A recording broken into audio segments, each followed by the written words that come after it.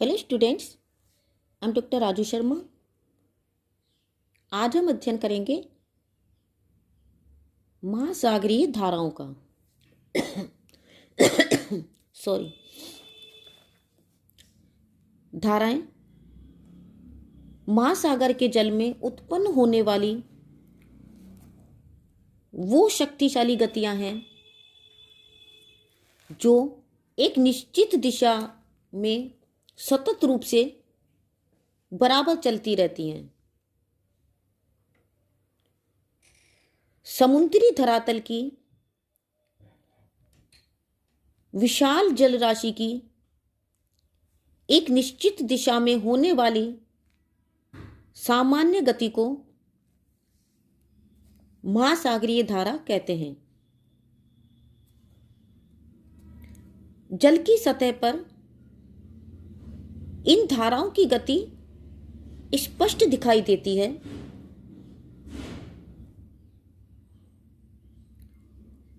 जल के धरातल के नीचे भी धाराएं चलती हैं। ये धाराएं स्थलीय धाराओं की अपेक्षा तेजी से चलती हैं।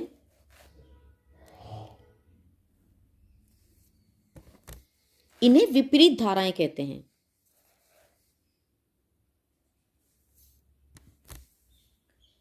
धाराओं की गति, विस्तार, सीमा, दिशा आदि में अंतर हो जाने पर इनका स्वरूप परिवर्तन हो जाता है।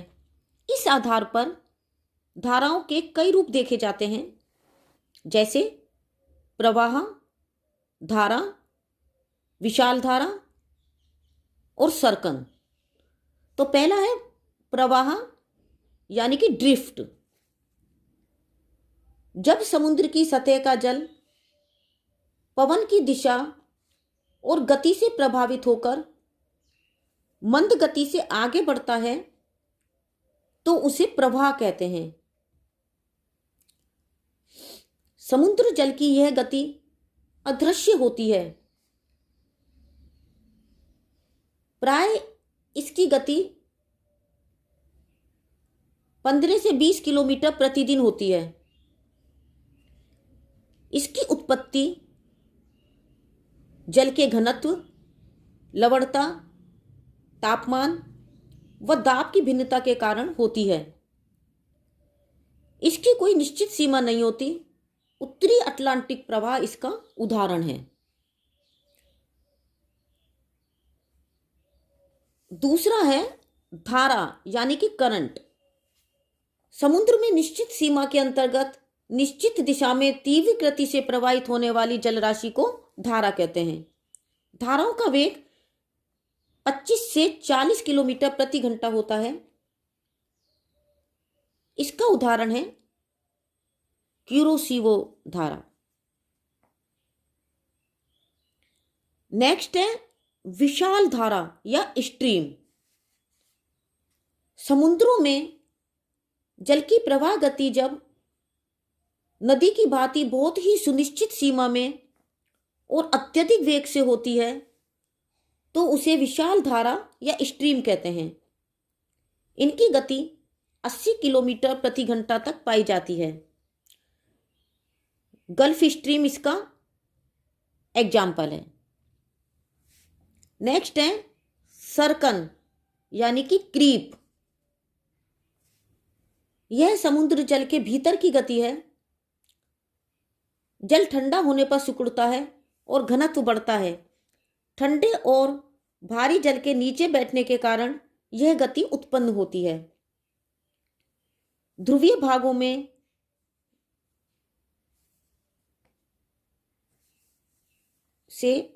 भागों से बड़ी मात्रा में ठंडा जल समुद्र की तली के साथ साथ सर्कन के रूप में विषुवत रेखा की ओर प्रवाहित होता है, जो कि सर्कन का एक उदाहरण है। महासागरीय धाराओं के उत्पन्न होने के कई कारण हैं। तापमान में भिन्नता, लवणता में भिन्नता, सागरों में वर्षा और वाष्पीकरण, स्थायी पवनों का प्रवाह, ऋतु परिवर्तन, पृथ्वी का परिभ्रमण, तटरेखा की आकृति, समुद्र की जो तली है उसकी रचना और वायुदाब, ऐसे कई कारण हैं जो कि धाराओं की उत्पत्ति में सहायक हैं। तो पहला है तापमान में भिन्नता। समुद्र की सतह पर तापमान में भिन्नता से सागरीय धाराओं की उत्पत्ति होती है। विषुवत रेखा पर ताप की अधिकता के कारण सागर का जल गर्म होकर फैलता है, किंतु ध्रुवीय क्षेत्रों में ताप में कमी के कारण सागर का जल सिकुड़ता है और नीचे बैठता है। इसकी पूर्ति के लिए विषुवत रेखीय सागरों से उष्ण और हल्का जल सागरीय धरातल पर बहकर ध्रुवों की ओर चलता है। ध्रुवीय क्षेत्रों का ठंडा और भारी जल सागर की तली में होकर विषुवत रेखा की ओर बहता है। इस प्रकार तापमान की भिन्नता से सागरीय जल विषुवत रेखा से ध्रुवों की ओर तथा ध्रुवों से विषुवत रेखा की ओर चलता है। इस कारण धाराओं की उत्पत्ति होती है। नेक्स्ट है लवणता में भिन्नता। सागरीय जल की लवणता में भिन्नता के कारण घनत्व में अंतर हो जाता है। अधिक खारे जल का घनत्व अधिक होने के कारण वो नीचे बैठता है। इसकी जगह लेने के लिए कम खारा जो पानी है उस जिसका घनत्व कम होता है प्रवाहित होता है। अतः कम लवणता वाला सागरीय जल अधिक लवणता व अधिक घनत्व वाले जल का स्थान लेने के लिए प्रवाहित होता है और महासागरीय धाराओं की उत्पत्ति होती है। भूमध्य सागर का जल अंध महासागर के जल की तुलना में अधिक खारा है। इसी कारण जिब्राल्टर जल डमरू मध्य से होकर अंध महासागर से जल निरंतर भूमध्य सागर की ओर प्रवाहित होता है।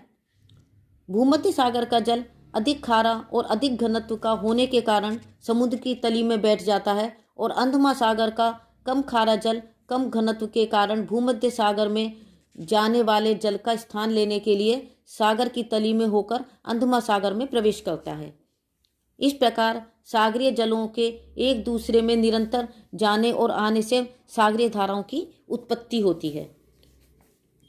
नेक्स्ट है सागरों में वर्षा और वाष्पीकरण। जिन महासागरों में सूर्य ताप की अधिकता के कारण वाष्पीकरण अधिक होता है और जल की आपूर्ति कम होती है, उन सागरों में जल का स्तर कम हो जाता है। इस जल की कमी की आपूर्ति के लिए निकट के उन महासागरों से जल की आपूर्ति होती है जहां या तो वाष्पीकरण कम होता है या वाष्पीकरण की अपेक्षा जल की आपूर्ति अधिक होने से जल का स्तर ऊंचा होने लगता है और इस प्रकार से समुद्री धाराओं का जन्म होता है। भूमध्य सागर में अधिक वाष्पीकरण और कम वर्षा के कारण जल का स्तर नीचा हो जाने के कारण अंध महासागर से जल की धारा निरंतर भूमध्य सागर की ओर बहती है, जो कि इसका एक अच्छा उदाहरण है। नेक्स्ट है स्थायी पवनों का प्रवाह। धरातल पर चलने वाली स्थायी पवनें भी प्रत्यक्ष या अप्रत्यक्ष रूप से धाराओं को उत्पन्न करने में सहायक होती हैं। विश्व की अधिकांश धाराएं स्थायी पवनों का ही अनुसरण करती हैं। हिंद महासागर में चलने वाली सागरीय धाराएं प्रति 4 महीने पश्चात मानसून पवनों की दिशा के साथ अपनी दिशा में परिवर्तन कर लेती हैं। नेक्स्ट है ऋतु परिवर्तन। ऋतु परिवर्तन के कारण महासागरीय धाराओं और उनके क्षेत्र और उनकी दिशाओं में परिवर्तन होता है।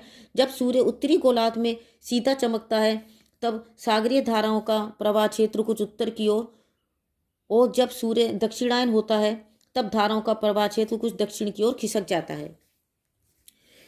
नेक्स्ट पृथ्वी की परिभ्रमण गति का भी धाराओं पर प्रभाव पड़ता है।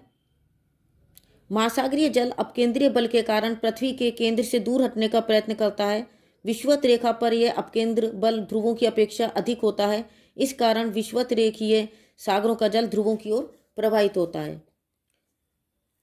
महाद्वीपों के तट सागरीय धाराओं के मार्ग को परिवर्तन करने में सहायता करते हैं और कभी कभी सागरीय धाराओं की उत्पत्ति में भी सहायक होते हैं। धाराओं की गति और प्रवाह की दिशा पर समुद्री तली की रचना का भी प्रभाव पड़ता है। मध्य अक्षांशों और उच्च अक्षांशों में तली का प्रभाव विशेष रूप से पड़ता है। समुद्री कटकों या शेड़ियों को जब धाराएं पार करती हैं तो उनकी दिशा में भी अंतर आ जाता है। तो इस तरह से इनका भी प्रभाव पड़ता है। स्थल की भांति समुद्री जल पर भी वायुदाब का प्रभाव स्पष्ट दिखाई देता है। वायु के भार या दबाव से समुद्र जो जल की जो सतह है वो दबती है। कम वायुदाब वाले समुद्री क्षेत्र में जल की सतह ऊंची और अधिक वायुदाब वाले समुद्री भागों में जल की सतह नीची होती है। फलस्वरूप ऊंची सतह वाले समुद्री क्षेत्रों से जल नीची सतह वाले भागों की ओर प्रवाहित होता है। तो इस प्रकार से आज हमने धाराएं और उनकी उत्पत्ति के जो कारण है उनका अध्ययन किया। आज के लिए बस इतना ही। Thank you.